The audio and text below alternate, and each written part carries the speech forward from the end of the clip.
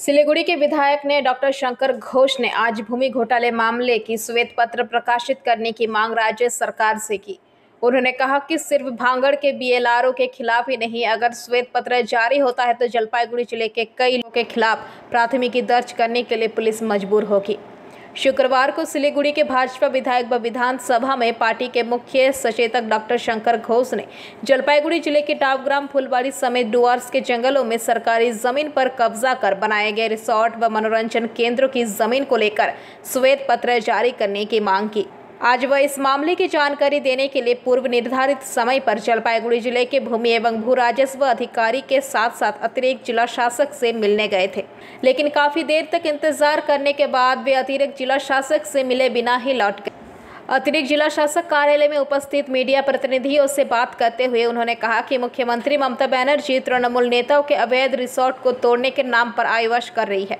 हालांकि जैसा कि आज पुलिस ने भांगड़ के भूमि और भू राजस्व अधिकारी के खिलाफ प्राथमिकी दर्ज की है, प्रशासन को इस जिले में ही हो रहे भूमि घोटाले मामले में भी ऐसा करने के लिए मजबूर होना होगा।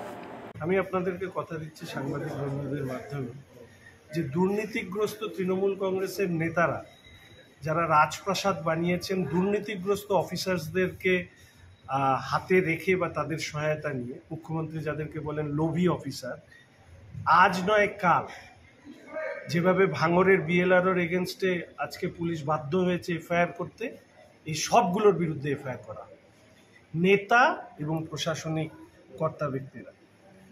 আমি মূলত এসেছিলাম দু তিনটে কথা বলতে। এক, যে জলপাইগুড়ি অ্যাডমিনিস্ট্রেশন তারা একটা শ্বেতপত্র প্রকাশ করল এবং সেই শ্বেতপত্রে বিশেষ করে জঙ্গলমহল এই যে অঞ্চল নিয়ে টাকিমারি যে অঞ্চল নিয়ে এত বিতর্ক হচ্ছে, সেখানে কত জমি রয়েছে সরকারের হাতে, সেই জমি দখল কাদের কাছে আছে এবং তার পাশাপাশি সেখানে যে গজিয়ে ওঠা, বিশেষত আমি বলছি যে সাধারণ মানুষ যারা বসবাস করেন তারাও নয়, গজিয়ে ওঠা যে ব্যবসা কেন্দ্রগুলো, সে রিসোর্ট হোক, সে অন্যান্য ধরনের বিনোদনমূলক ব্যবস্থা হোক, এগুলো কতগুলো সরকারি লাইসেন্স নিয়ে হয়েছে, কতগুলো সরকারি লাইসেন্স বা লিজ ছাড়া হয়েছে, তার প্ল্যান ইত্যাদি পাস কী করে হয়েছে।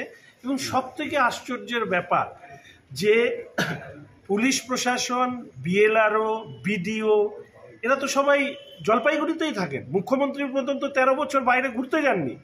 তো তাহলে তারা এখানে বসে বসে এগুলোকে দেখেছেন এবং সবথেকে ভয়ঙ্কর অপরাধ তারা করেছেন যাদের কাছে জমির রেকর্ড আছে, যে জমির রেকর্ডে পরিষ্কারভাবে বলা আছে যে কোনটা সরকারি দখলীকৃত জমি বা ভেস্টল্যান্ড হিসাবে আছে, সেই ভেস্টল্যান্ডের উপরে বসে তৃণমূলের নেতারা কোটি কোটি টাকা কামিয়েছেন আর তাকে সহায়তা করেছেন এই অংশের এই সো-কল এরা হচ্ছে সমাজের লজ্জা। এই ধরনের প্রশাসনিক কর্তা ব্যক্তিরা যারা বই টই পড়ে পরীক্ষায় পাস করে তারপরে প্রশাসনের বসে মানে জনগণকে রক্ষা করার বদলে এরা দুষ্কৃতিকারী তৃণমূলের নেতাদের রক্ষা করবার দায়িত্ব নিয়েছে।